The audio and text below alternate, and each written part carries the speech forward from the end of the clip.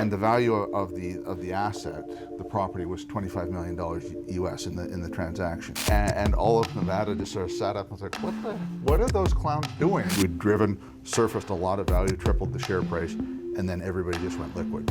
I'm driven by that need to look for shiny things on the ground. Awesome. Well, I'm excited to be sitting down here with Mike. Mike is the CEO of Strikepoint Gold. He sold his last company for $120 million to Core Mining. And that was an all-stock deal. Very, very interesting backstory there. Similar playbook to what's going on with Strikepoint. So I'm really excited to dive into this with Mike. Mike's background is in geology, so he knows how to find good projects and shiny things in the ground. Mike, thanks for taking the time. No worries. I'm really excited to talk about your journey with Northern Empire. I think that's where we'll start. Sure. And how you took that company from, being an explorer that people had been passing around over the years, yep, to actually a successful exit. Yeah, I mean, the Northern Empire story, it actually was a couple of companies ago, but that was a whole lot of things that came together to create lightning in a bottle. Mm-hmm. We sort of had a perfect storm of opportunity and luck coming together. I had identified a target in Nevada called the Sterling, mm-hmm. and the Sterling was a forgotten asset within a copper company, actually. Really? And yeah, and it was just sitting there on their books, and it was just a small asset, historical producer. It was actually a modern mine, and they'd permitted a next phase of operation. That copper producer had a bit of trouble, and so was under a bit of financial stress. Oh. And so there was a couple of things that happened. Obviously, the opportunity was the financial stress, and we were able to make an approach. And there was another lightning in a bottle, lucky moment, that one of my directors on that had a direct drive, was able to connect us with one of the major shareholders. And so it literally, from the conversation that I had with my director, I said, we needed to talk to this guy. That's the decision maker. And he, said, well, I know a guy that knows that guy, and get him on the phone. And literally a half an hour later, it came back as you want to buy the Sterling? Yeah, it's yours for $10 million. And that was it. That was it. Wow. And okay, we'll let's do it. And then away it went.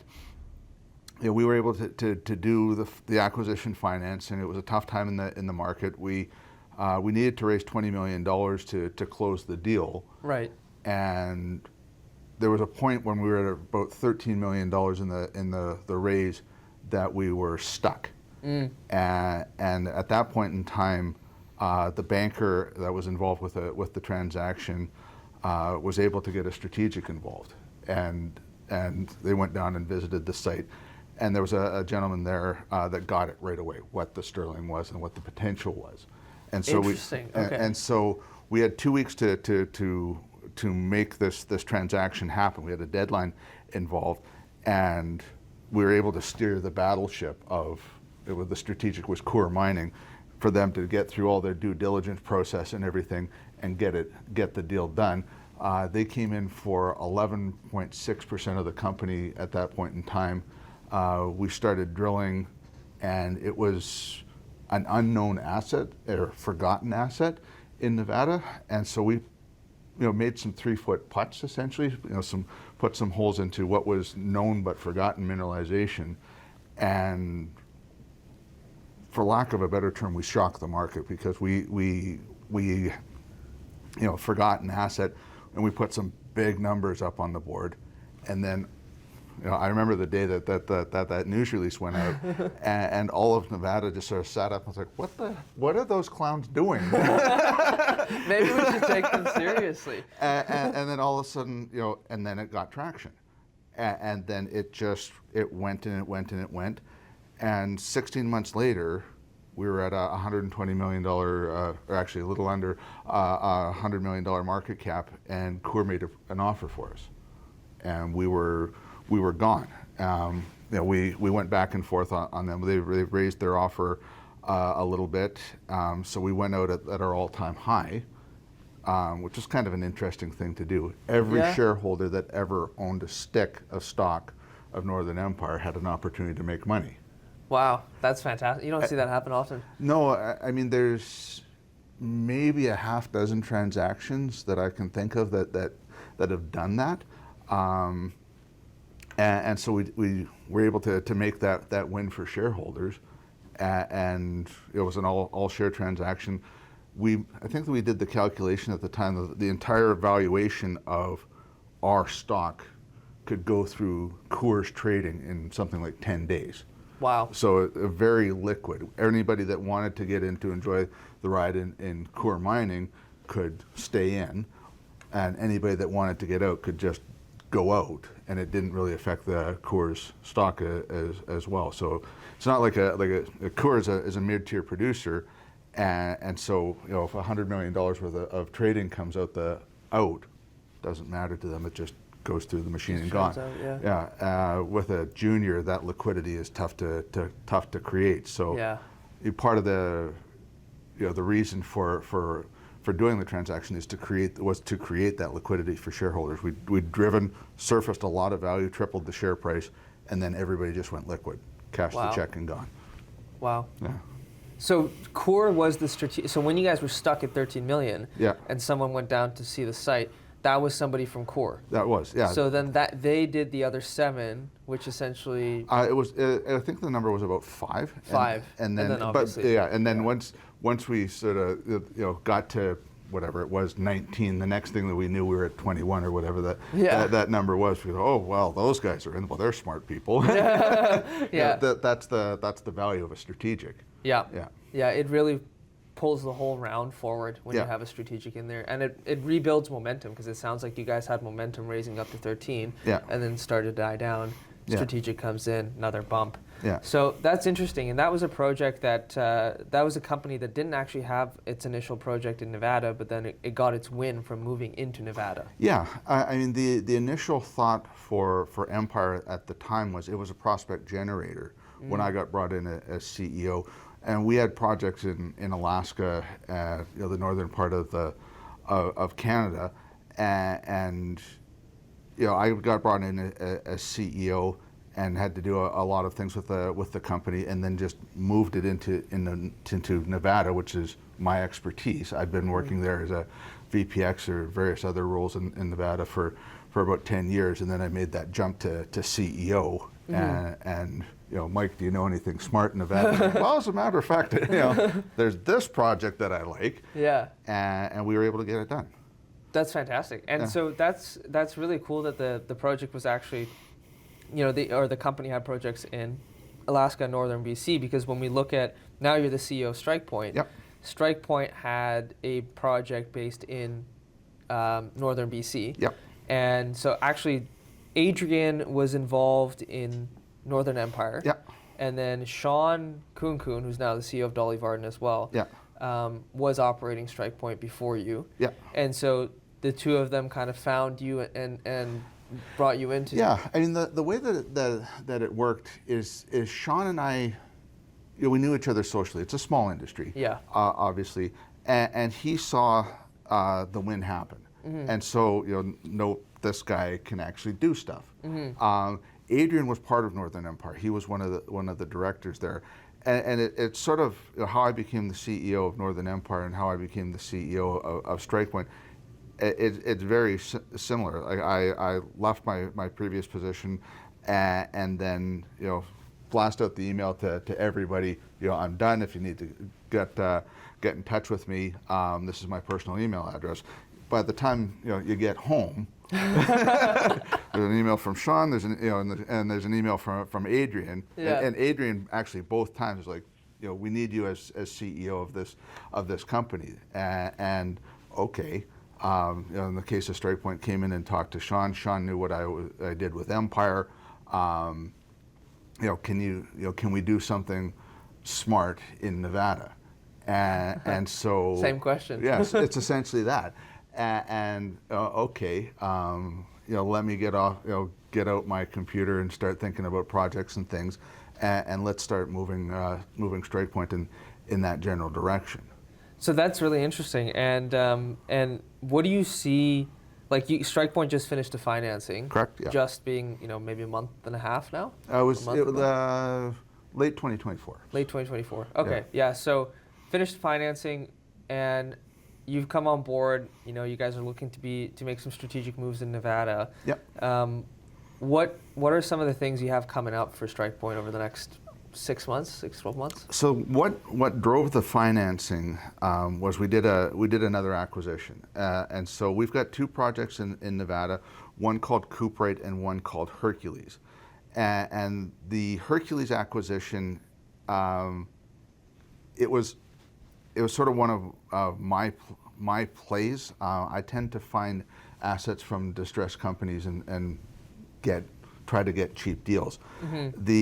The irony of the Hercules asset is I actually owned it in another company before, another past life adventure, and we merged that company off into a producer 3-4 years ago, whatever that number is.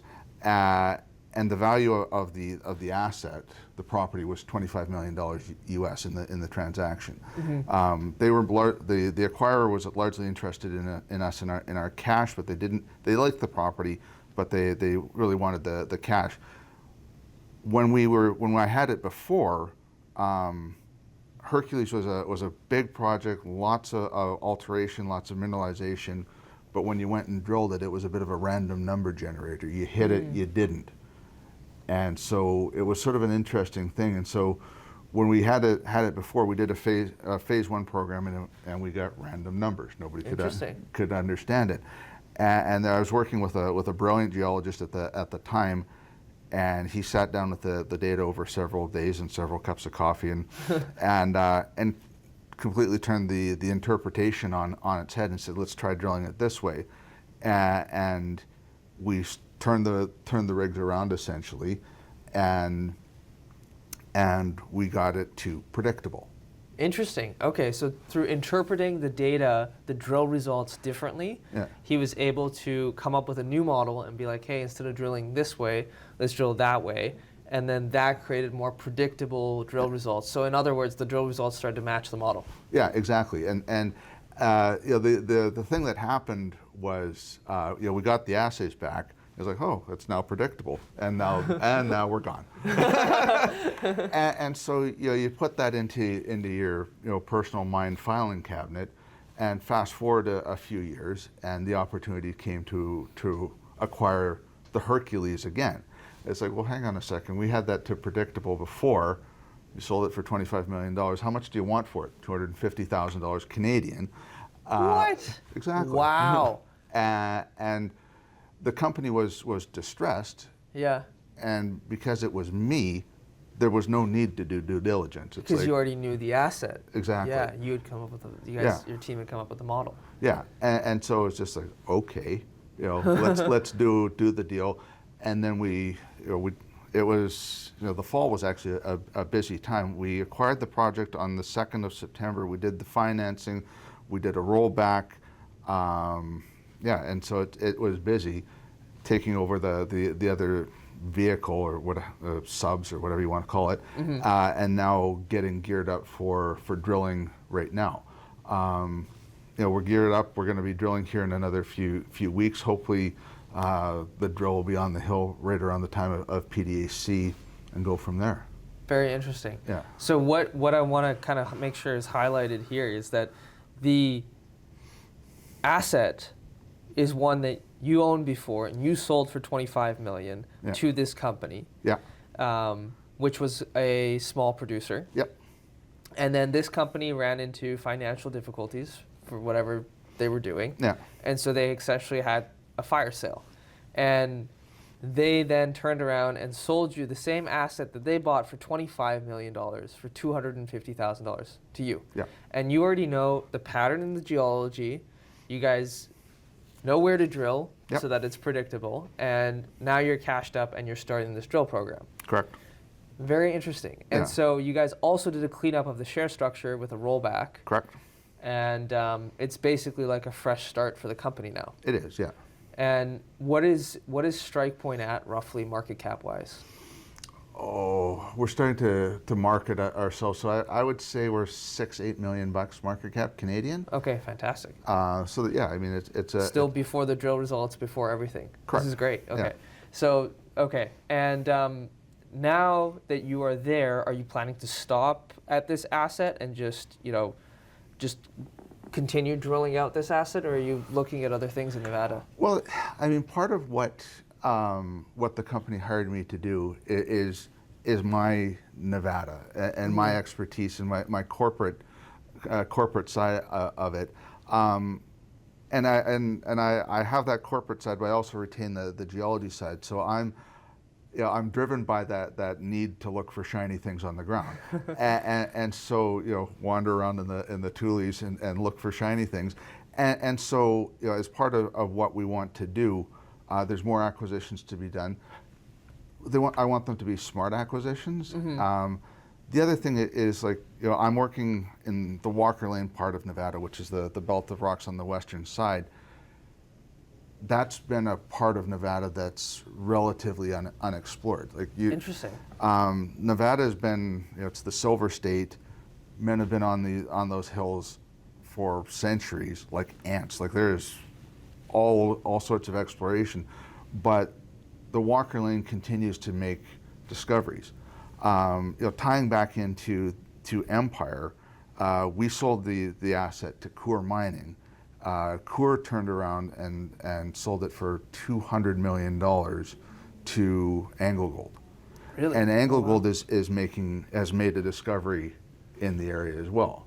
And so they've gone and eliminated most of the competition in the area. They've gathered up all the assets onto what they call their expanded silicon project. Interesting. And it's 20 million ounces in Nevada in 2020. And 13 of which is a brand new discovery. It's crazy, but that just says, especially for Nevada. Exactly. Yeah. Like people think of Nevada as a mature district, and largely true, it is.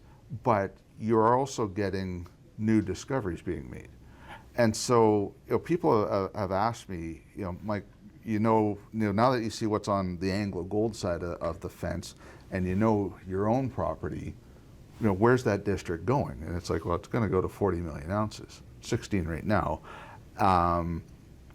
And so there's a renaissance going on in the Walker Lane, where all these things are getting another look, another opportunity, and you're seeing majors starting to play in the area. Obviously, AngloGold is down there at Silicon by Beatty. Centerra just took out a project just near a place called Goldfield. I think they paid $130 million for that. Newmont is back in Nevada. And it's a good place to be. I mean, Nevada is arguably the #1 mining jurisdiction on the planet, and definitely the #1 gold mining jurisdiction on the planet. And so, and that's another part of the strategy for my model and my business is when you look at an asset and try and create an exit and a win liquidity event for shareholders, you need a field of suitors. And in a lot of cases, if here's a mine and you discover the extension, it's going to be sold to those guys. Yeah. They might come to you in 50 years because they've got their own reserves to deal with, or they might come to you soon. If and it's on their terms. If you have a new thing in Nevada and there's multiple potential suitors, then suddenly there's more people who can come to the table. That's right. And there isn't a mining company in the world that isn't comfortable with the concept of Nevada. Yes. It's a great area in terms of the laws. Lots of people who work in mining, so you can staff up. Yeah. And also there's so much infrastructure. I think we were talking a few weeks ago, and you gave the example of think about how much a can of Coke costs in Alaska with all the shipping, whereas in Nevada you can go to Costco, put it in the back of your truck, and drive to camp and drop off a whole pack. Well, and I mean, my life sort of, there's all sorts of patterns to it. The conversation that I actually had with the can of Coke conversation was Adrian Fleming, and that was Adrian and I at Hope Bay in the year 2000, the edge of the Arctic Ocean in freaking February. 65 below was a warm day. Wow. Oh God. Yeah, and you realize what advantages infrastructure makes for you, and so the threshold for economics becomes a lot lower. Yeah. To your point, you can get expertise, you can get equipment. There's highway access. There's usually grid power. There's all these things that you can plug into, and expertise, and that lowers your cost of execution, and then lowers your cost of actually running the operation, because people have done this before. Yeah, and it also increases your odds of success, right? Yeah. Because there's all these things already there. Whereas if you're going to do it up north somewhere, it's more expensive, and it's much more difficult. So the payoff has to be way bigger. Yeah. And there's less people that can afford to buy you as well. Yeah. Which means there are less, opportunities to sell. So really, I'm starting to get why you focus on Nevada so much. So Strikepoint, things to look for, drilling. Yep. Keep that in mind. And then see what other stuff that you guys are up to. What's the best place to follow you guys? The website is regionally up to date. We try and keep active with it. Strikepointgold.com. We do have an Instagram account that people can watch. We're marketing and pushing our videos out onto that. So that's just Strikepoint Gold on Instagram. And then if people want to get in touch with the company, it's info@strikepointgold.com. Trading symbol on the venture is SKP, and then on the OTC, it's STKXF. Perfect. We'll put the OTC and TSXV ticker there as well, and then we'll put the link down below to the website. And do you check the info email yourself? No, that goes to Knox, our IR guy. Perfect. And then if it comes to me if it's needed. Fantastic. So for the info one, if you guys message it, make sure you address it to Knox, KNOX, and then we'll keep up to date with Strikepoint. Sounds good. Thanks, Mike. All right, Very take care. interesting conversation. Yep.